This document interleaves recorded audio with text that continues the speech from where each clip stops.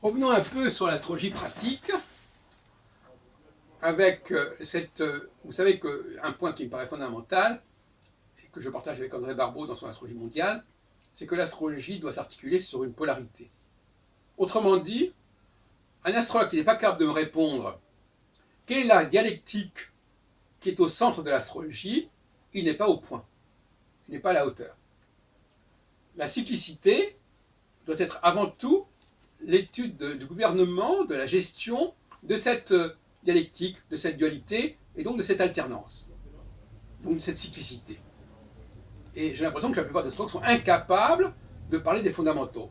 Comme on dit, alors qu'on dit qui peut le plus, qui peut le moins, ils sont capables de dire des choses extrêmement compliquées sur un cas particulier, un cas individuel, un thème, mais par contre, si on leur demande des choses aussi fondamentales, quel est l'objet de l'astrologie, qu'est-ce qu'elle étudie en priorité, quelles sont les problématiques qu'elle étudie en priorité, ils n'en savent strictement rien. Et si on n'est pas d'accord avec moi, qu'on me le dise. Et qu'on me dise quoi. Bon. Maintenant, cette dualité, c'est la dualité entre l'homme et la femme, le peuple et son chef, et, de manière plus générale, la culture, dans ce qu'elle a de traditionnel, et la création, dans ce qu'elle a d'innovant. Voilà. Donc voilà, voilà de quoi il s'agit. Voilà quels sont les enjeux de la cyclicité astrologique, telle que moi je la vois en Astro 7. Alors, ça veut dire quoi? C'est-à-dire que, alors, pour revenir à mon schéma de triangulaire, quand Saturne est à distance maximale de Saturne qui représente donc la femme, qui représente tout ce qui tourne autour de l'homme, tout ce que j'appelle la maisonnée, tout ce qui gravite autour de l'homme, comme les planètes autour du Soleil, c'est voilà, c'est ça qui est important. Et quand Saturne représente cet ensemble qui tourne autour du Soleil, comme Saturne tourne lui-même autour du Soleil, en 28 ans, alors que la Lune tourne autour du Soleil en 28 jours, du Soleil de la Terre, plus exactement, eh bien, quand Saturne est à la distance maximale des étoiles fixes, ça veut dire que il y a une telle différence entre les deux que il y a un processus d'intégration et de fusion. C'est-à-dire que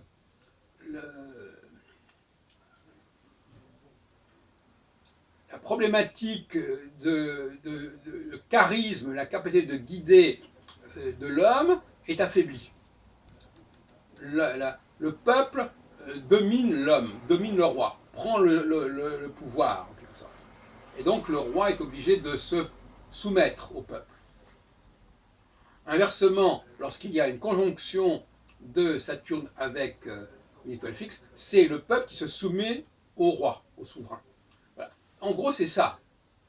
Donc, si on veut traduire autrement, le peuple, c'est la culture, c'est un certain ciment national, un ciment culturel, qui est assez lourd, mais qui est l'acquis, qui est le passé, parce que le peuple, il fonctionne sur des automatismes, sur des acquis, et il n'est pas capable de construire l'avenir. L'avenir, il doit se construire par une avant-garde. Le peuple, il est dans l'espace. Il faut que tout le monde soit dans le partage. Alors que l'avenir, ça se construit hiérarchiquement. Il y a les pionniers, il y a ceux qui sont à l'avant-garde, il y a ceux qui ont compris les premiers, qui montrent le chemin. Donc ce n'est pas du tout un phénomène spatial, c'est un phénomène de temps. Bon. À ce moment-là, effectivement, voilà, on passe quand Saturne était aussi éloigné, dans l'élongation maximum de Saturne par rapport aux étoiles fixes, pour dire les choses comme ça, pour employer l'expression qu'on utilise pour Mercure et Vénus, par rapport au Soleil, quand Saturne est en élongation maximale, eh bien, c'est les valeurs du peuple, les valeurs de la culture, les valeurs du collectif, donc de l'espace social qui l'emporte.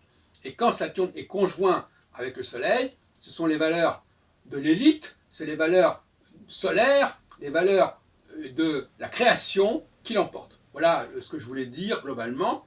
Vous en faites ce que vous voulez. Je pense que ça, c'est un véritable outil. Et à propos du mot outil, l'autre jour, on m'a dit que l'astrologie était un outil, alors qu'on parlait de cette astrologie extrêmement sophistiquée, extrêmement alambiquée, usine à gaz. Non, un outil, c'est quelque chose de simple à utiliser. Quand l'astrologie sera un outil, c'est-à-dire que quand tout le monde pourra l'utiliser, sans être astrologue, comme on utilise aujourd'hui une voiture, un ordinateur, un portable, oui, là, ce sera un outil. Quand on vous parle d'un outil que seul un astrologue peut utiliser, ça n'est pas un outil. Il ne faudra pas se foutre du monde.